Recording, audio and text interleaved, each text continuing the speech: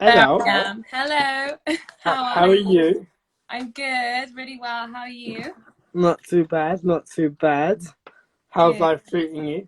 It's been good. I've had a really busy couple of weeks with music, especially. I'm just recording as much as I can, but I just have so many like beats that I'm writing to and stuff, and studio sessions. So it's been really hectic, but I can't complain. I'm lucky that I get to do it. So, 100%, 100%. How's the yeah. music coming along? Pardon? How's the music coming along? Really good. I think again, I'm still kind of exploring, experimenting, seeing what works, seeing what doesn't work. But I'm super excited. Oh, I can see people joining. Hey, Sandra, Trev.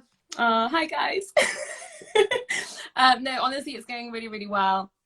I'm just honestly recording as much as I can, like putting out loads of tracks. I mean, that's the goal, right? To put out loads of tracks, but making sure that they sound right. And I think, I mean, I've got 2 tracks out now, but I'm taking my time. I think it's important to make sure that the process is, yeah, I guess as carefully kind of put together as possible. Everything is kind of well thought out and not rushed. So hopefully by this summer, I'm going to have a project out. That's a little Ooh, hint. So ooh, I'm excited. 100%, 100%. Hey, Claudia. Um, I'm reading the comments as well. Hey guys! Oh, all of my best friends are here. Rania, Laura, Trev. So sweet. you're getting a lot of love. A I lot of love. know. Thanks, guys. Um, can we expect any music in any other languages? Or is it just Spanish?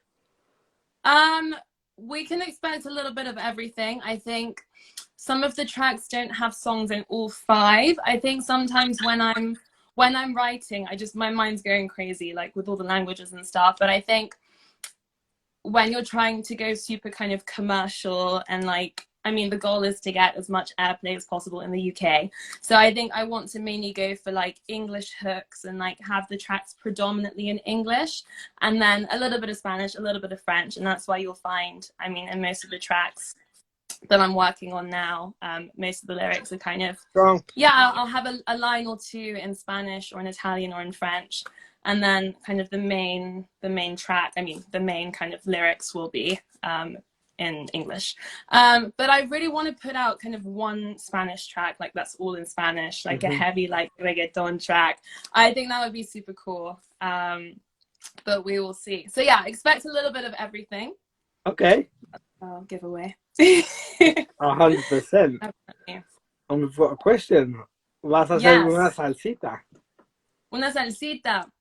I mean, fuego is like a little bit of salsa, right? So, Hmm.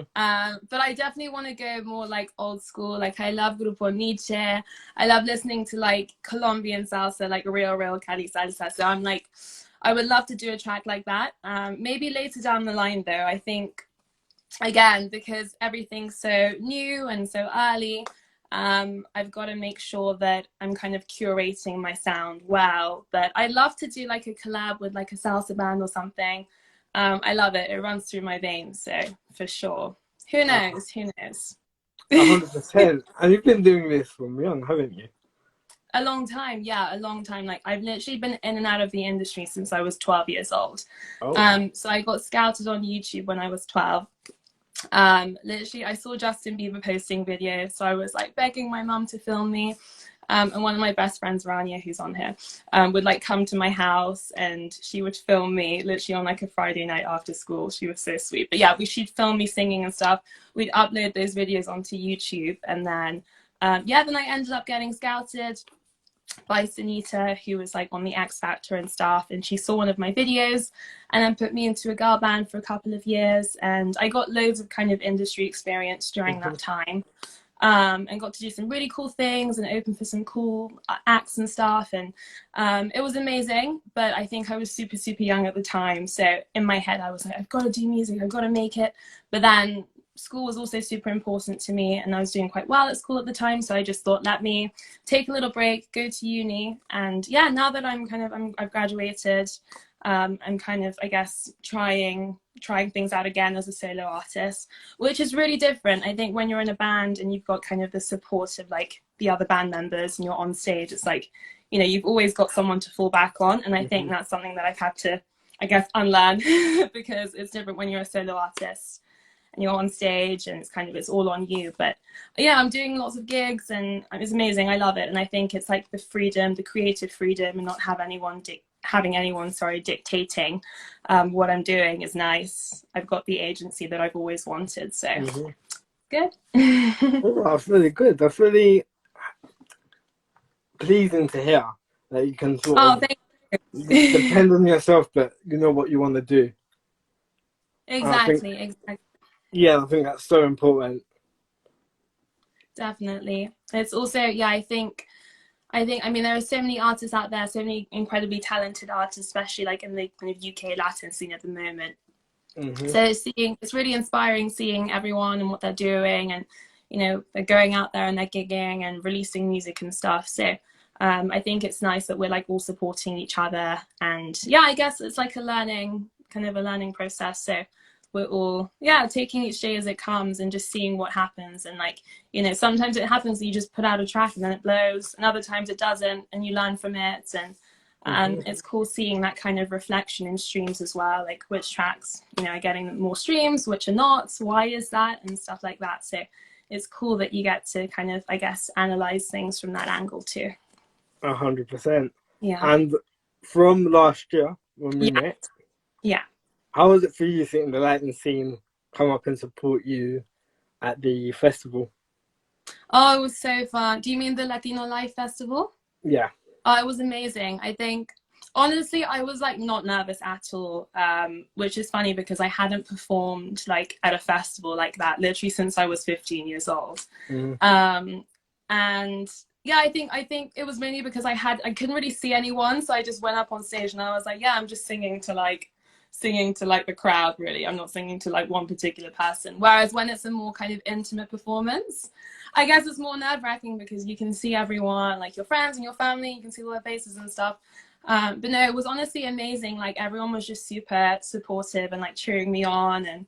And yeah, and then it was the same with the other artists. I think there was so many artists that I kind of seen on Instagram in like the Latin scene, but I hadn't met in person. So seeing them perform live, I was like, wow, this is amazing. This is super cool. But just to think that, you know, we had so many people, I mean, not even, you know, non-Latinos as well, just coming down to Finsbury Park and supporting. It's like, there's so much appreciation there for our music, which is, I guess, such a like heartwarming thing. And it's so nice just to think that, you know, you can appreciate the music without understanding the language. And I have that with my friends. They're like, I have no idea what you're saying, but you know, there's a nice rhythm to this, so I can appreciate it. So yeah, it was amazing. 100%. And are we gonna see you again this year, or? I hope so, if they invite me. I hope so, definitely. I mean, yeah, I'm looking to do some more gigs this summer, some more festivals as well. So hopefully I'll be there again. This time with some new music. It's funny because last year I didn't have enough music out there. Like they asked me to perform 3 tracks and I only had 2.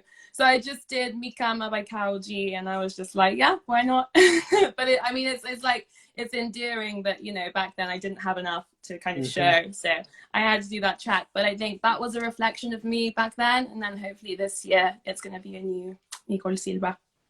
So can't wait. Can't wait to see what you come out with. I'm excited.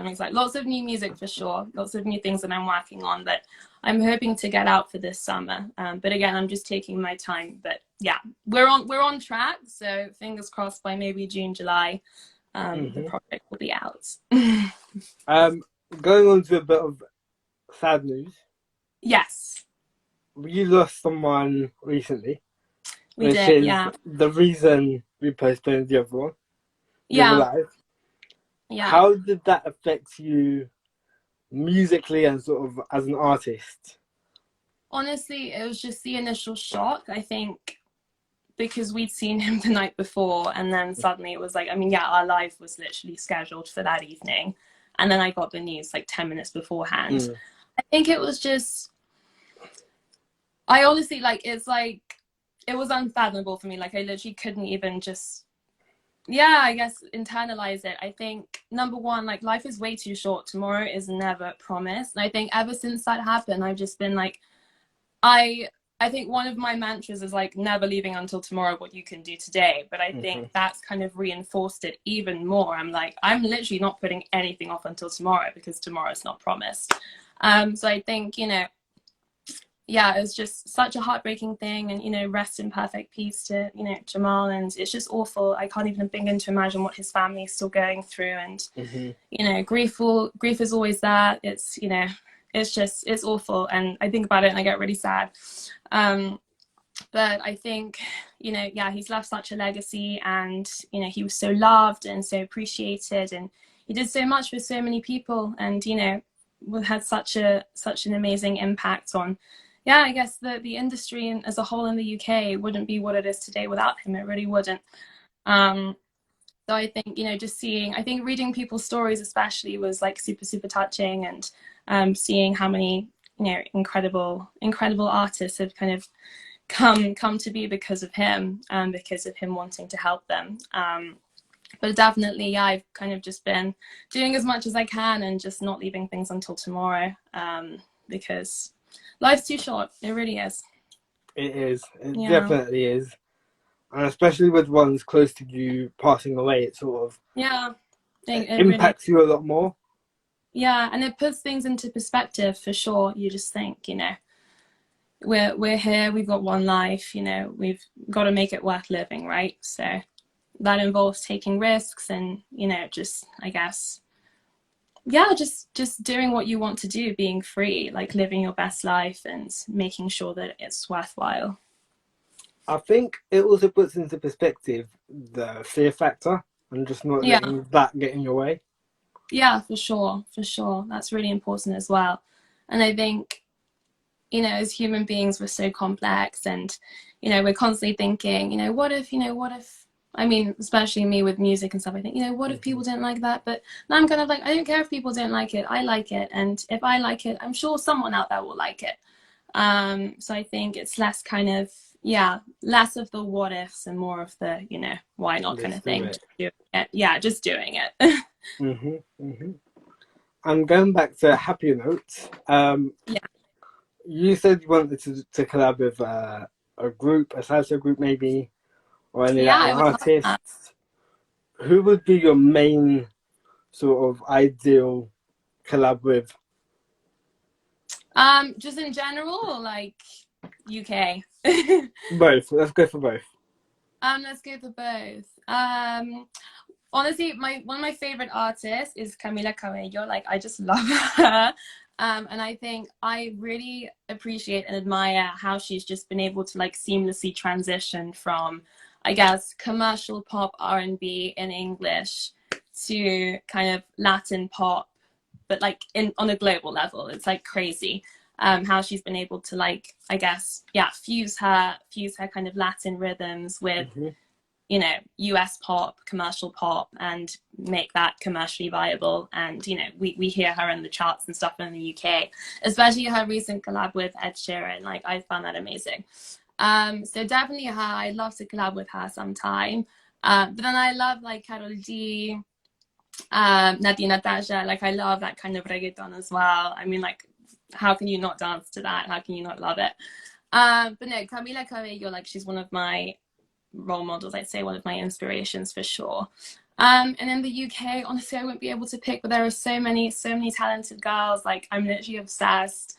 All the girls are doing incredibly well. So definitely one of the girls. I won't be able to pick one in particular because there are so many that I can think of. But yeah, I'd love to do a track with just a couple of girls, just on one song, like 4 or 5 girls, UK Latin girls. Like, that would be amazing. Oh, 100%. 100%. I can see that happening. I can see it happening too. You can see it with the guys, like, you know, there are a few artists, a few UK Latin rappers and stuff who have come together and like done some incredible things. So it's the girls' turn now, I think. 100%. 100%. Yeah. I think the men are dominating at the minute. I think it's time for the women to step in and take their place. Yeah, for sure. I agree. Yeah, 100%. This is your time now. yeah, it's that time for sure. So, going back to your uni life, Yes. how was that for you? Because I believe you went to Oxford. Yeah, I did. Honestly, I loved it. I think it was really challenging. And there were lots of points where I was like breaking down, thinking like, why did I sign up for this? But I think it was kind of the step that I needed to take in order to develop academically for sure, but Mm-hmm. also personally, musically as well, because I think I was doing lots of open mic nights at university and songwriting whenever I could, but because the workload was so intense, I didn't have the time to actually, you know, be recording as much as I wanted to, which made me want to do it even more. So like when I was up until 5 a.m. writing essays and like crying, I was just thinking like, you know, imagining like, oh, what is it going to be like if I can actually, you know, graduate and, you know, leave and, you know, do all the things that I've been dreaming of doing. So I think I needed that in order to kind of realize what I wanted to do. And I think it took a lot of inner courage to actually say to myself, you know, I'm going to pursue music. I'm going to do it, because everyone around me was, you know, going into, yeah, they were all going into corporate careers and, you know, banking and finance and law and, you know, so I think, and originally I was kind of going down that path and I wanted to go into corporate law and I was applying for law school and stuff. But just the thought of it was so daunting. And I was just in the back of my mind thinking, if I do law and I become a corporate lawyer, I'm going to have to drop everything else, which means like no music, you know, no Instagram, none of that stuff. It's like, this is your corporate profile and that's it. Mm-hmm. So I think, yeah, it took a lot to kind of take a step back and say, okay, you know, let's be objective about this and let's really think, is this something you want to do? So I think, yeah, I mean, academically speaking, like there was a lot of pressure, lots of moments of doubt, lots of imposter syndrome, like during those 4 years. But I was super lucky to get a year abroad and I got to live in France and Italy. I got to work there, which was amazing. And I think that was kind of the break I needed, to be able to just come back with like a fresh mindset and just smash out those 9 months and just finish finals and graduate. So Yeah. I was lucky that I got to do that, because I feel like three kind of consecutive years at uni would be super intense. So I was lucky. That's good. That's good. And how are your family with you going into music? Honestly, a lot of it has come from me. I think I always loved singing. I mean, my mum's always supported me. Like when I was 5 years old, she got me my first microphone. And I always used to, do you remember the show? I think it's like Star in Their Eyes. Stars in Eyes. That's it. Yeah. That's it. I used to be obsessed, and I used to see all the kids going on, and I would like beg my mum to sign up, and she'd always say, "Yeah, yeah, I'm doing it," but she never would. Obviously, I mean, I was a kid, but I used to be fascinated, just like seeing the kids perform with their microphones and like getting into character and stuff. So when she got me my first mic, I was just singing all the time and like putting in my like Destiny's Child CDs and like just doing karaoke all the time. So I've always loved it, and there was always, I think she always knew that I had a little bit of a voice, and then put me into singing lessons and stuff. And then I was doing like school plays and singing, and I was always getting chosen for like the singing roles. So I think seeing people have confidence in me gave me confidence in myself. But I mean, yeah, I literally grew up listening to, you know, salsa, vallenato, bachata.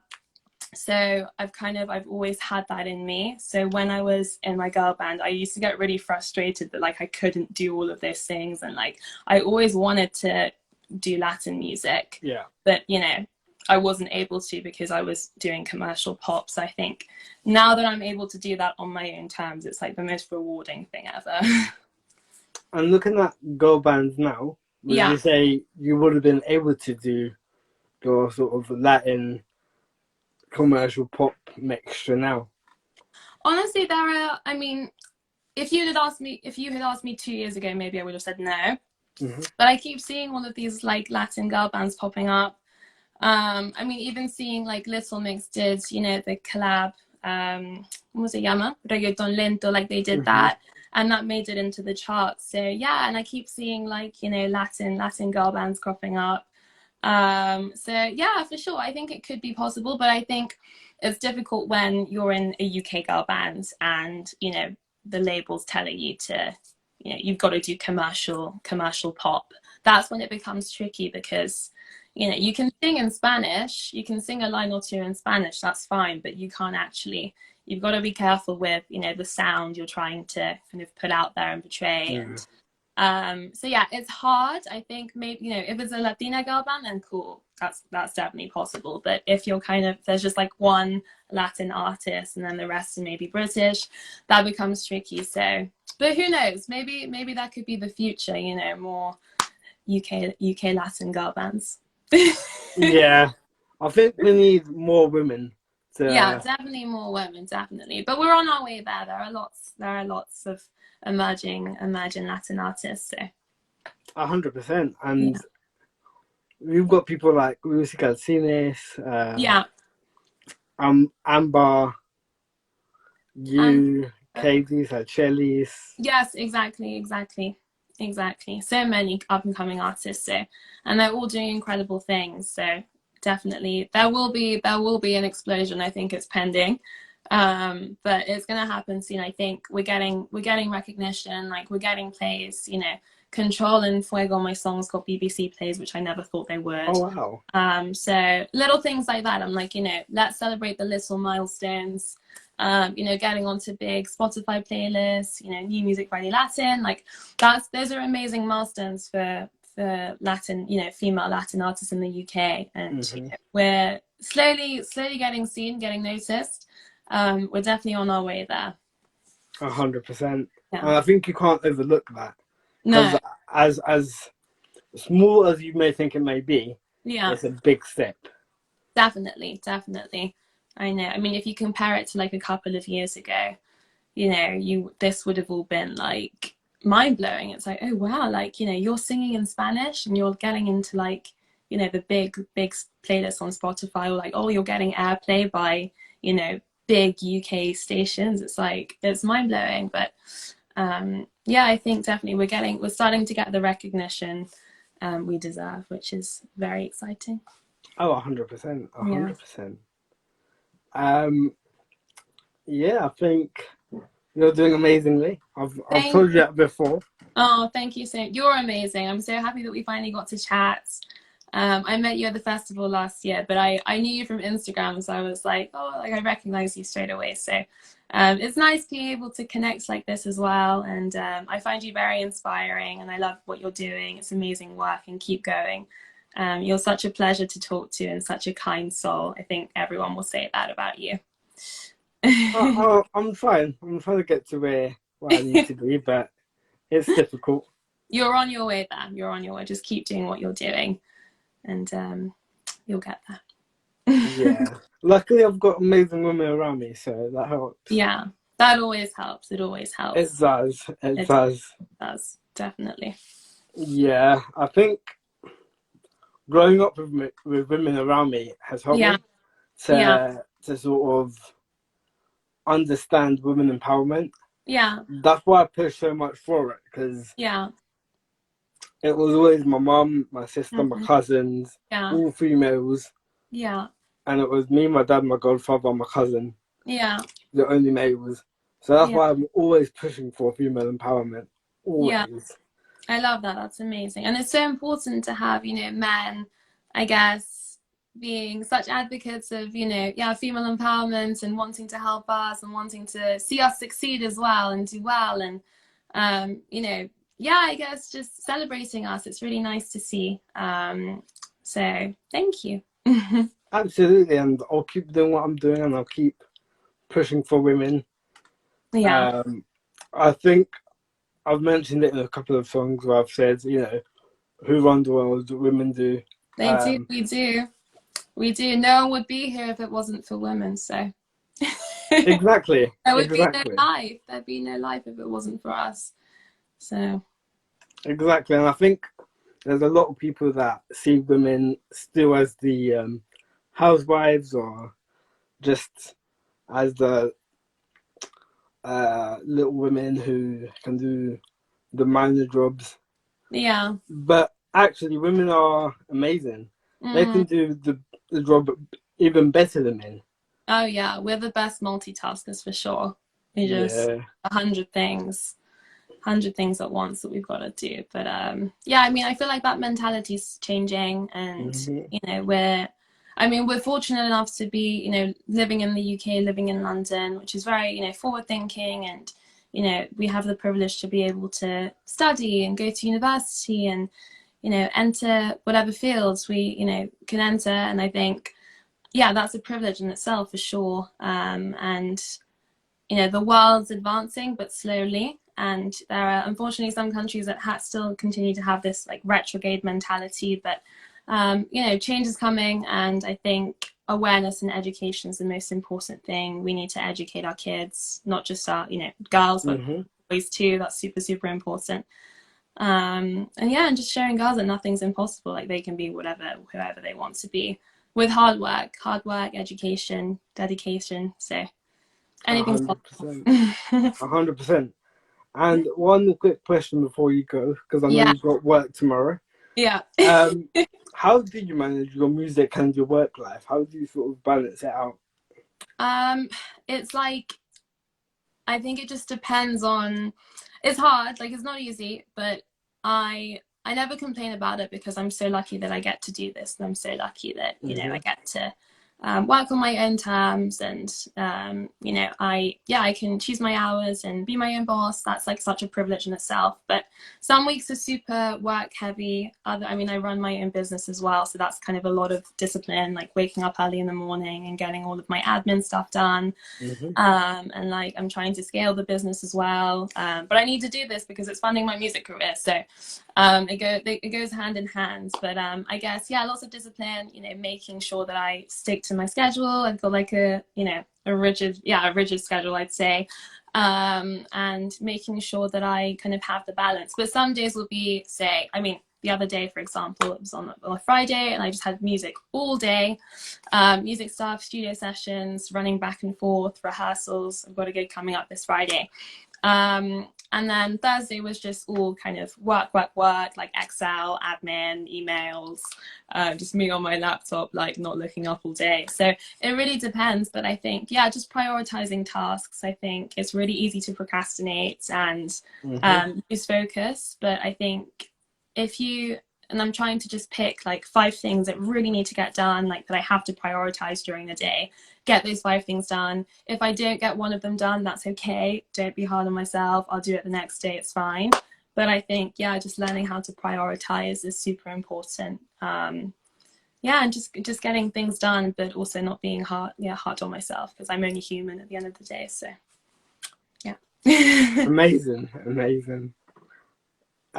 Yeah, I think that's it really. I know you got to get to work tomorrow, so Yeah, I'll I've put got to be up early, super, super early. But no, this has been amazing. Thank you so much for your time. I've loved speaking to you, and likewise. hope we can see each other soon. Maybe at another gig or something. 100%. Just let me know and I'll be there. Perfect. Sounds good. Well, thanks, Juan. Thank you, Nicole, for joining us. Speak soon. Speak soon, definitely. Bye. Bye. Bye. Bye.